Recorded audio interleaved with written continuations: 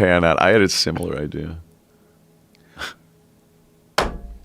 Anthony Cumia, we're alive, sir. I love it. Joe Rogan. If it was not for you, Oh, my God. this would not exist. That Which is a fact. insane. That is 100% actual fact. I was watching you doing live from the compound. Me and Brian Redband were sitting in my fucking living room, and we were watching you. You were fucking playing karaoke. You were singing karaoke with a machine gun in front of a green screen.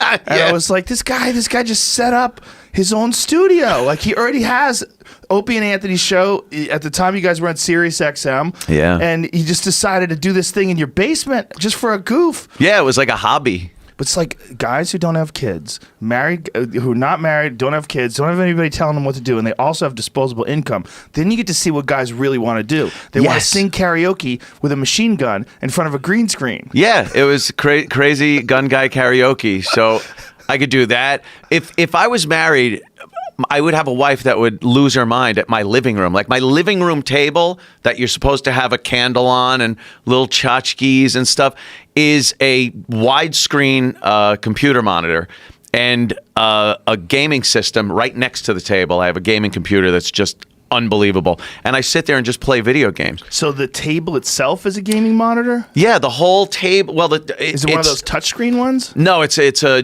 giant wide monitor. It's like 40 inches wide. So that's the table.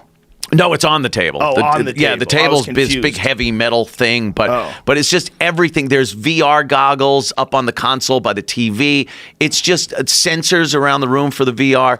It's a playground, and you're absolutely right. Guys will spend their money on having fun if allowed to. That's what this place is. This place is insane, I can't Joe. do this in my house. You go to my house, it's my wife's house. See? That's how it works. I have one elk head on the wall. That's all I have. That's Everything all else you're is allowed. I laugh at guys when they have the man cave. Yeah. They're like, dude, come on down to the man cave. The chicks aren't allowed down here. I got this, the TV, that. And I'm like, no. Her place is the whole house. She relegated you to one room. I go, and you're happy about it. You're happy that you got one room. Happy wife, happy life. That's apparently it. It didn't work. It didn't work for me. You know the Thoreau quote that I say way too many times in this podcast, but I love the quote. Most men live lives of silent desperation. Wow. Yeah. That is true. It's 100% true. It was. I was married for a time, and it was a nightmare. It was a living hell for me. The only thing that got me through as many years as I was married, because I was married 9 years, and I don't remember one happy year out of those 9. But I had gotten into radio pretty early on in that marriage, and that was my life. So I dedicated myself. No matter how miserable anything else in my life was, I was doing radio. So I thought it was awesome. I have a theory about that. I really do. I think that a person needs a certain amount of suffering in their life.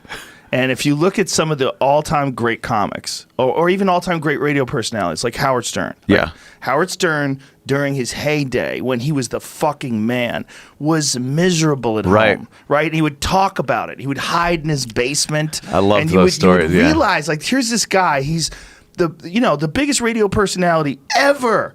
He's huge, and yet he's got to hide. And he's just talking about masturbating and hiding from his wife, and he can't get any sex. And you're like, it didn't matter if he was huge. It didn't matter if he was famous. It didn't matter how rich he was. It didn't matter. Yeah. He's just hiding in the basement. And that angst came out on the radio. Like, you related to him. You understood it. Yeah. Yeah, I get that. It worked for me because there was a lot of misery. Like when I started doing really well, we moved back to New York from Boston after we got fired, Opie and myself. You guys got fired for saying that the mayor died? Is that what happened? Yeah, it was an April Fool's gag. And because we always thought the radio April Fool's jokes were so stupid and hokey. And we changed the format to all Elvis. And it's like after 10 minutes, they say April Fool's. So we're like, let's just go balls out and say the mayor's dead and have a news guy come on and report it and everything. And then it was supposed to subsequently get more outrageous as the show went on. So by the end of it, there was a Taiwan male hooker in the car with him, and they crashed because he was getting a blowjob or something. Like, it was going to get really ridiculous. But they stopped it early on and never allowed us to even mention it, so people really thought he died. Although it's kind of stupid. You go to the O&A show for your news.